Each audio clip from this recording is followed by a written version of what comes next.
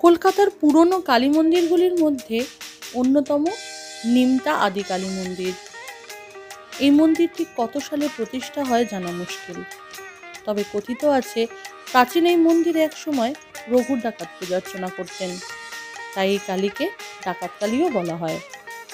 পরে সাবর্ণ রায়চৌধুরীর পরিবার এই মন্দিরের সংস্কার করেন।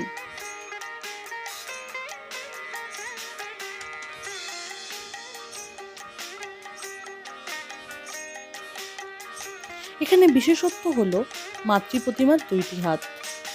প্রতিদিন এখানে নিত্য পুজোর ব্যবস্থা আছে। দূর দূরান্ত থেকে ভক্ত সমাগম হয়ে থাকে এখানে। বর্তমানে ব্যানার্জি ও মুখার্জি এই 2 পরিবারের ওপরে পৌরোহিত্যের দায়িত্ব রয়েছে।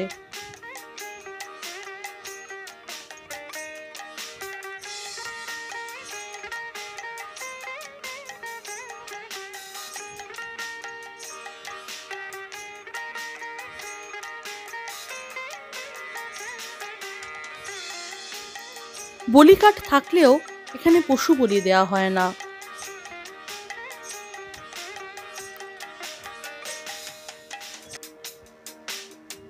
সামনের এই পুষ্করিণীর থেকেই মায়ের আবির্ভাব হয়েছে বলে জানা যায়। এখান থেকেই মা উঠে আসেন।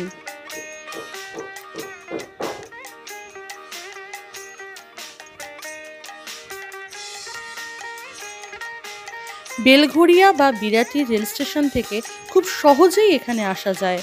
আমাদের এই ছোট্ট ভিডিওটি পছন্দ হলে অবশ্যই লাইক ও সাবস্ক্রাইব করবেন। ধন্যবাদ।